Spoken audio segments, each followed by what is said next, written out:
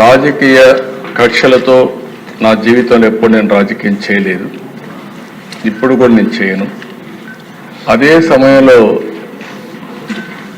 Law and order సమస్యలు create చేసే వాళ్ళపైన మాత్రం ఈ ప్రభుత్వం సింహ స్వప్నంగా ఉంటుందని మరొకసారి హెచ్చరిస్తుంది. ఎవరైనా చరిత్ర ఒకసారి చూసుకుంటే దిశ తెలుగుదేశం పార్టీ వచ్చిందంటే లా అండ్ ఆర్డర్ సెట్ కావాలి. ఈరోజు ఎన్డీఏ ప్రభుత్వం ఉన్నాం.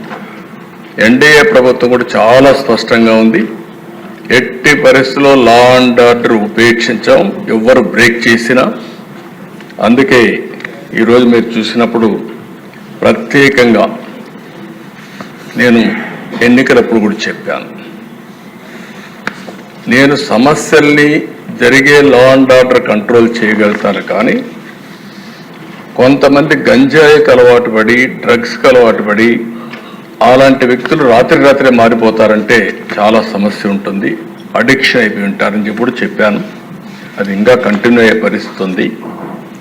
ఏదేమైనా దిశ గంజాయి పైన డ్రగ్స్ పైన ఉక్కు పాదం మోపాం, ఈగులనే ప్రత్యేక వ్యవస్థ తీసుకొచ్చాం. నేను ఈ రాష్ట్రంలో ఉండే ప్రజలందరికీ విజ్ఞప్తి చేస్తున్నా, మీ పిల్లల్ని మీ కుటుంబ సభ్యుల్ని మీరు కూడా కంట్రోల్ చేయాల్సిన అవసరం ఉంది. ఎక్కడికక్కడ మెంటరింగ్ చేయాల్సిన అవసరం ఉంది. ఎక్కడ కూడా ప్రతి ఒక్కరికి విజ్ఞప్తి చేస్తున్నా,